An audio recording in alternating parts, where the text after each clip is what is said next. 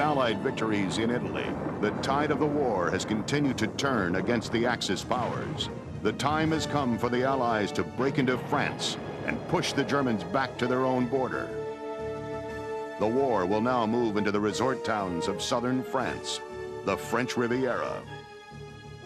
Ted Fleeser was with the U.S. 45th Infantry Division. This is where he would meet the enemy, on the battlefront.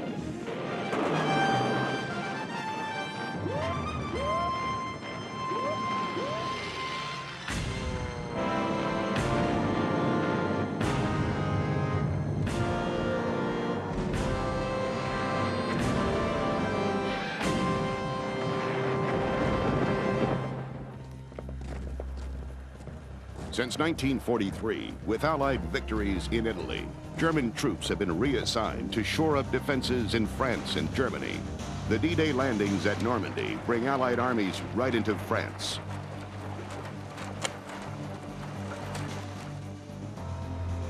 By August 1944, 2 months after the D-Day invasion, the Allies have consolidated their forces. Now they head east to break down German defense positions. The further the Allies drive into France, the more vulnerable they become. To protect themselves, a secondary offensive is ordered, the invasion of southern France. Operation Dragoon is to land Allied troops east of Marseille and Toulon on the Mediterranean coast, and to open a new battlefront on the French Riviera. The landing beaches and their approaches are chartered to perfection, and the deployment of enemy troops is no secret. The Maquis, the French resistance forces, report every movement.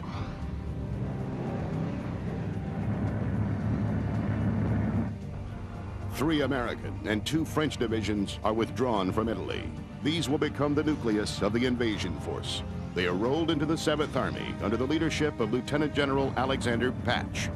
To minimize the continuing problem of inter-service rivalries, the entire assault command is given headquarters aboard one ship, the USS Catoctin.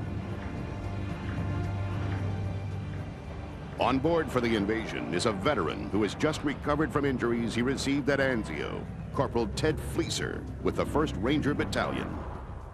After securing Rome, we prepared for southern France, since the function of the 1st Special Service Force, which was part of the 1st Allied Airborne Task Force, was to take out, prior to the main landings, a couple of islands off of Toulon. They had the coastal defense guns on these islands, which would have impeded the landing. This company was unique in the 1st Special Service Force in that it was an all-Ranger company absorbed as a unit into the force. So they were all men who had been in action, at least in Sicily.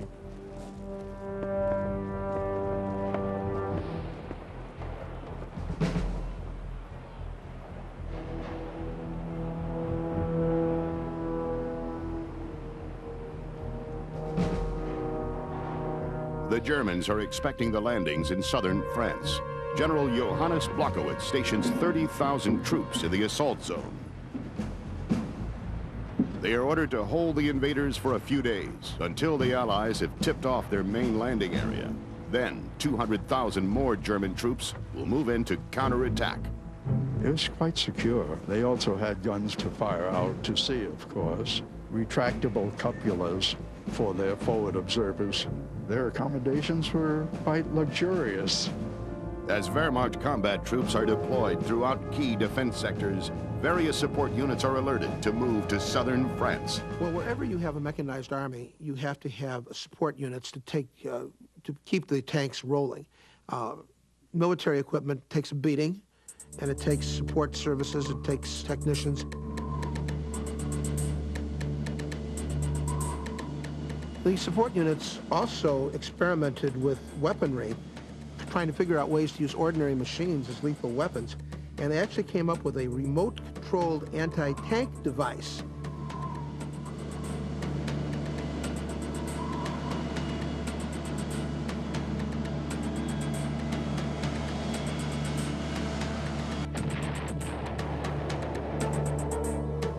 When they were needed in the front lines, the mechanics and the engineers could be transferred into fighting units. So these units were following the panzers wherever they went.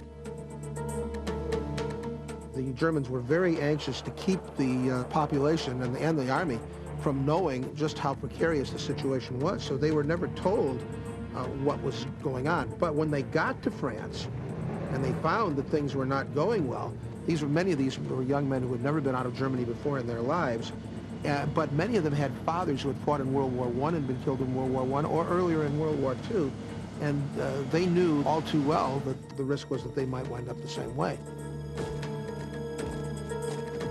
So the morale was not as good as it would have been had the soldiers not been on the scene and seen what the Allies were throwing against them.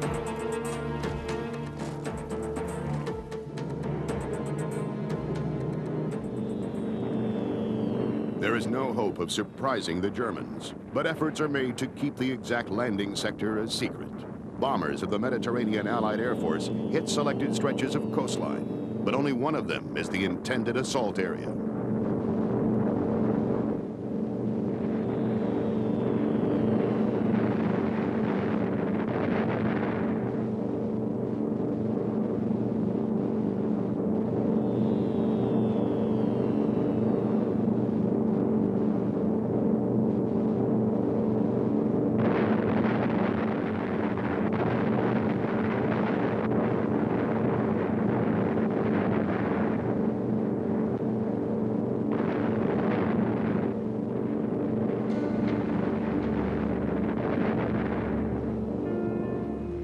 August 14th, the main convoys pass between the islands of Corsica and Sardinia. Barrage balloons protect the ships from low-flying enemy planes. But in truth, the Germans have little air power available to them from their depleted Luftwaffe. At dusk, the ships change course and head for their destination, Toulon and Cannes. Chaplains of the different faiths gather the men together while still at sea. The soldiers know at this point that they are committed to battle. They also know there's no guarantee about getting out of this with their lives. It gives them time for reflection, and at times like this, many of the men are more than willing to acknowledge their religious beliefs.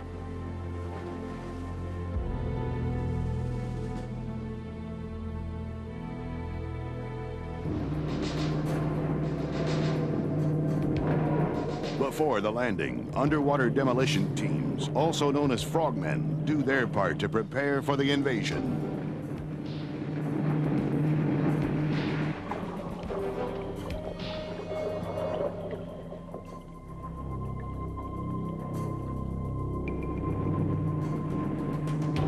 When the job is completed, they're retrieved in a way that prevents them from becoming a stationary target if they're under fire.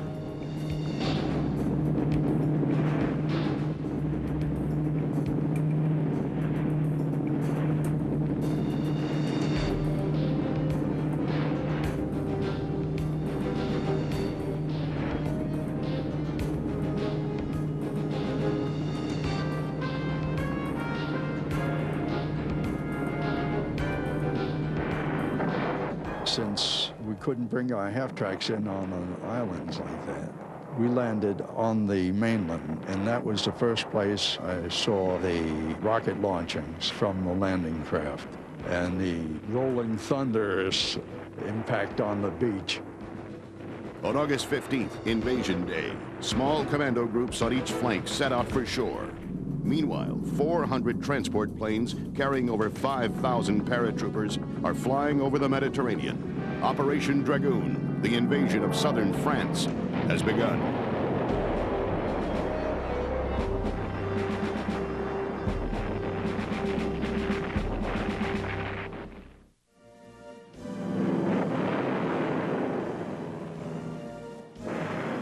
August 15th, 1944. The invasion is underway.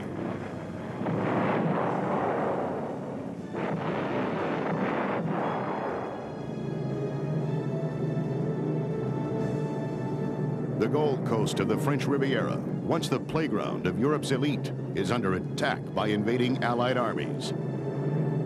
9 miles inland, 5,000 paratroopers of the 1st Airborne Division make a drop near the town of Limoux. Then come hundreds of glider-borne reinforcements. Landing behind the German lines creates a chaotic situation for the enemy. French commandos land on the left flank, east of Cap Negre, wipe out a coastal battery, and block the road to Toulon in a letter-perfect operation.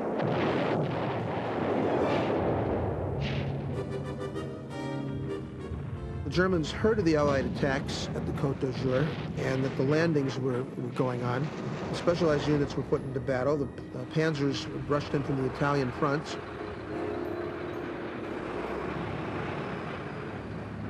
The repair units had to improvise because there were very few spare parts and a lack of supplies, a lack of reserves. These people realized what a terrible shortage there was of parts and gasoline. And they knew to fight without the parts and without the supplies was extremely risky.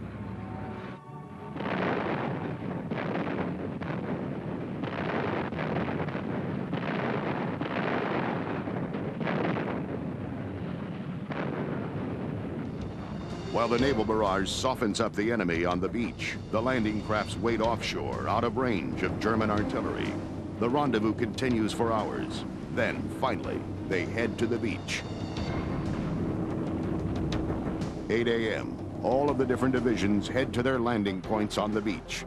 A message is sent to headquarters on the USS Catoctin that the landings are on time, and the opposition is light. As the landing crafts head for shore, the men have a few anxious moments to ponder their fate. Then the adrenaline kicks in. There's a positive sign. The fire coming in at them is not as bad as they expected.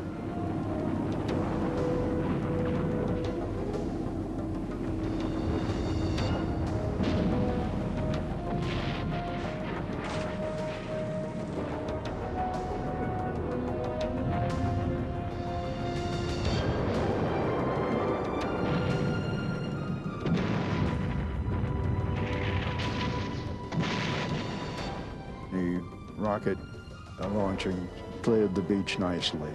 I had participated in the invasion of Sicily back with the Rangers. This was much easier. Our function was on landing. After the tracks were available, we drove eastward to the French-Italian border.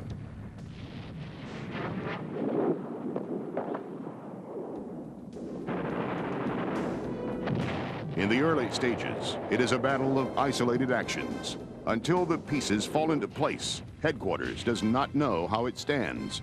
It does not even know that its paratroopers have, by chance, landed right next to the headquarters of the German Corps guarding the assault beaches. They're able to take several hundred prisoners, including the Corps commander. The 45th Division captures the German signal center for the South Coast. With these losses, the Germans' top leadership and communications are cut off at the critical moment. For the Allies, it has been a smooth operation.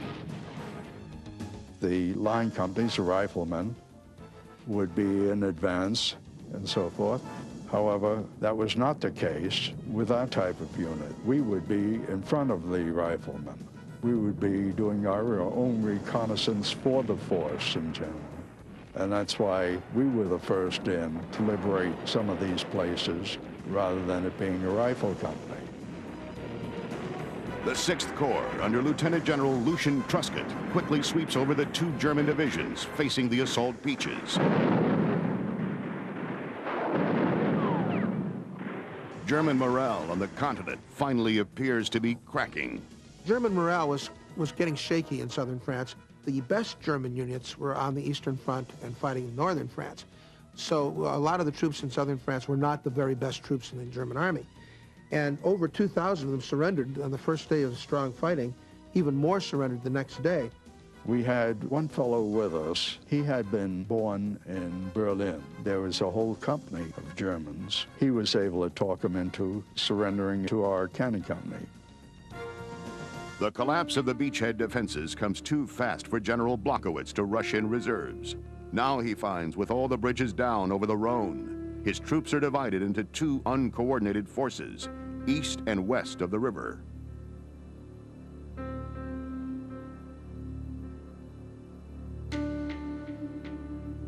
The Germans on the southern front knew that the Americans were advancing, and some were being pinned down by French resistance fighters.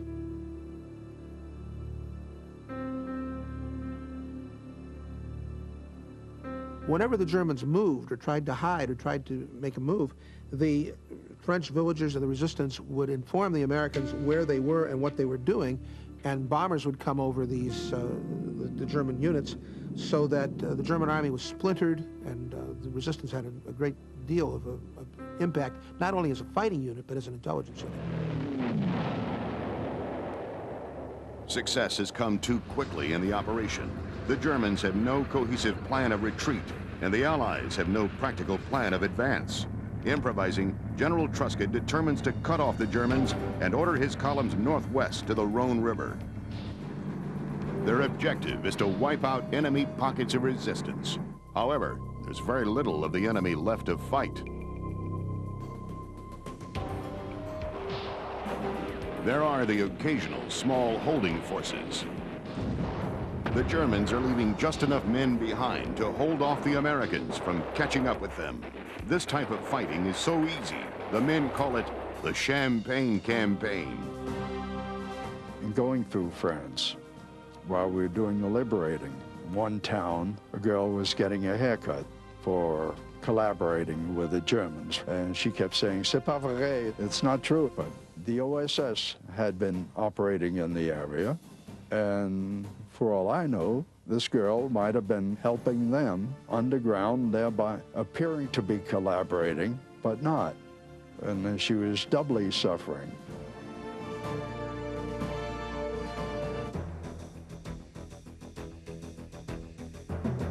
The best German escape route is through a narrow gap north of the town of Montelimar. A 1,000-foot high ridge overlooks the pass. Truscott determines to take the ridge before the Germans get there.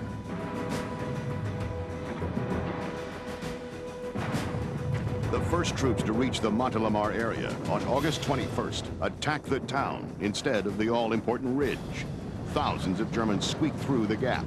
The battle around Montelimar continues for 7 days, with the Germans getting much of the worst of it.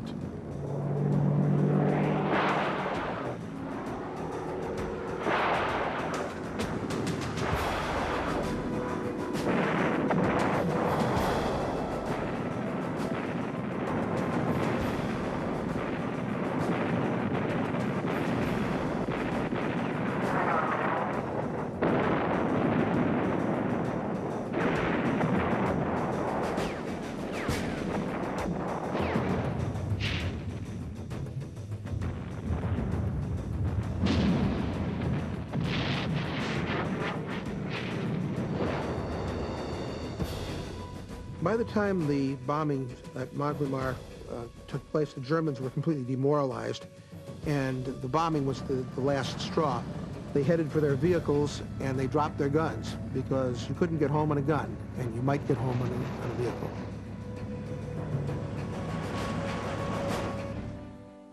Meanwhile, other American troops have encircled Toulon, while the French Maquis come out into the open to battle the Germans in Marseille.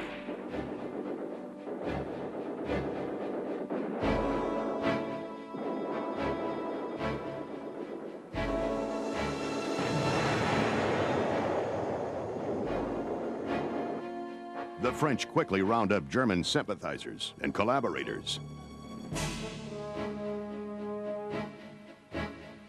August 23rd, the Maquis gain control of the city of Marseille. It is a time for joy and sorrow. The people who live here know the tide has finally turned. The French were quite happy to see us. I have this photo of our half-track going through Nice, and the civilians all around us obviously happy.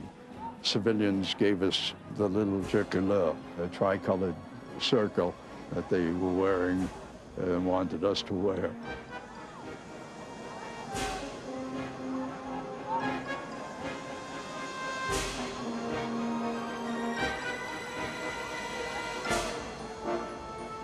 After waiting 4 years for this moment, the Free French Army returns in victory.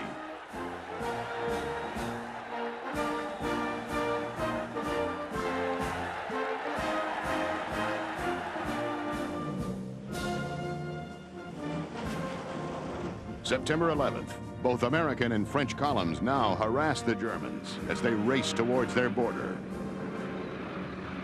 Patrols of the 7th Army and General Patton's 3rd Army make contact near the town of Châtillon, and the Allies regroup for the invasion of Germany.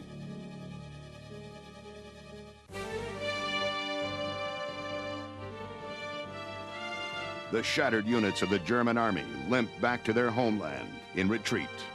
It had to be bittersweet for them. After all, they were going back home, for one thing, but on the other hand, they were going back home as defeated troops, and they knew that the Allies were going to be attacking Germany and that the war was not over, but that Germany was certainly not likely to win at that point. And they knew all too well, they'd seen the size of the Allied forces, and they had seen the supplies and the air power, and so they knew that Germany was on its last legs. In southern France, the Germans have suffered a humiliating defeat. Some die for what they believe, but more of them, upwards of 100,000, surrender. At long last, the German war machine is breaking down. They knew that it was probably better to surrender to the Americans than to be sent to the Eastern Front against the Russians, who were merciless. So when they had a chance to surrender, it looked like a good deal to a lot of them, and they did. These were people who knew all too well what they were up against, and surrender was an attractive option. One of the rewards for veterans of southern France is a place for R&R, the French Riviera town of Nice. We'd have a room to sleep in. Food would be cooked and so forth, and other accommodations and facilities that we did not normally encounter. And so it was quite pleasant. Ted Fleeser would return to the United States and find a career with the Rocketdyne Division of Rockwell International. He has served his time on the battlefront.